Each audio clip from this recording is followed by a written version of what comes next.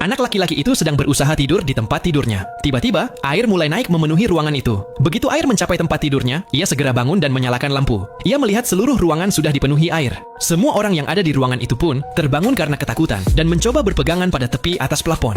Namun air terus naik. Rasanya seolah-olah mereka semua akan tenggelam. Lalu, salah satu anak laki-laki berteriak dan mengatakan kalau di dalam toilet mereka bisa bernapas. Sebelum ia sempat menyelesaikan kalimatnya, permukaan air sudah mencapai plafon. Mereka semua dengan cepat berenang menuju toilet karena itu satu-satunya harapan mereka. Namun, Exi tidak menuju toilet seperti yang lain. Sebaliknya, ia pergi ke pintu. Ia berusaha membukanya dengan sekuat tenaga, tetapi tekanan air terlalu kuat sehingga pintu itu bahkan tidak bergerak sedikit pun.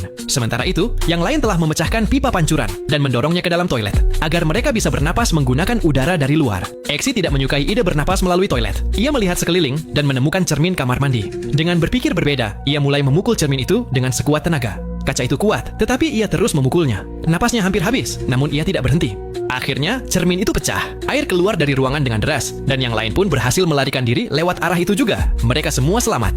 Seorang pria botak berdiri tidak jauh dari sana. Ia melihat jam tangannya, menulis sesuatu di buku catatannya, dan berkata, "Ini adalah ujian kalian. Kalian semua menemukan cara masing-masing dan berhasil. Tetapi kalian lupa hal terpenting, yaitu kerja sama tim. Karena itu, salah satu rekan kalian tertinggal." Setelah itu, ujian berikutnya pun dimulai. Kali ini, mereka dibawa ribuan kaki ke atas langit. Mereka harus melompat turun dengan bantuan parasut. Satu persatu semua orang melompat dari pesawat, kecuali satu gadis yang takut untuk melompat.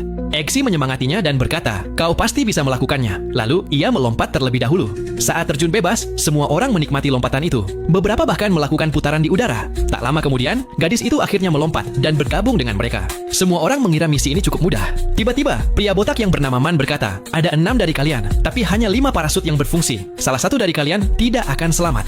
Selain itu, kalian harus mendarat tepat di titik yang telah ditandai di bawah. Jika meleset, kalian gagal dalam ujian ini." Mendengar itu, semua orang ketakutan. Ketegangan meningkat. Exi memberikan sebuah saran. Ia meminta semua orang membentuk lingkaran, saling berpegangan tangan, dan membuka parasut satu persatu. Pada awalnya, semua orang setuju. Mereka mulai membuka parasut satu persatu. Namun, begitu parasut seseorang terbuka dan berfungsi, orang itu langsung melepaskan pegangan dan terbang menjauh. Hal itu terus berulang, sehingga semua orang fokus menyelamatkan diri masing-masing dan melupakan rekan yang lain. Pada akhirnya, hanya 2 orang yang tersisa, yaitu Exi dan seorang gadis. Exi mengatakan kepada gadis itu bahwa salah satu parasut mereka tidak berfungsi. Lalu, mereka jatuh sangat cepat dan waktu hampir habis. Exi lalu berkata, "Peluk aku erat-erat, aku akan membuka parasutnya." Mereka saling mempercayai dan berpegangan erat. Sementara itu, mereka sudah sangat dekat dengan tanah. Pada detik terakhir, Exi membuka parasutnya. Keduanya mendarat dengan selamat, tepat di lokasi yang ditentukan. Semua orang lain gagal dalam ujian karena tidak bisa mendarat di titik yang benar.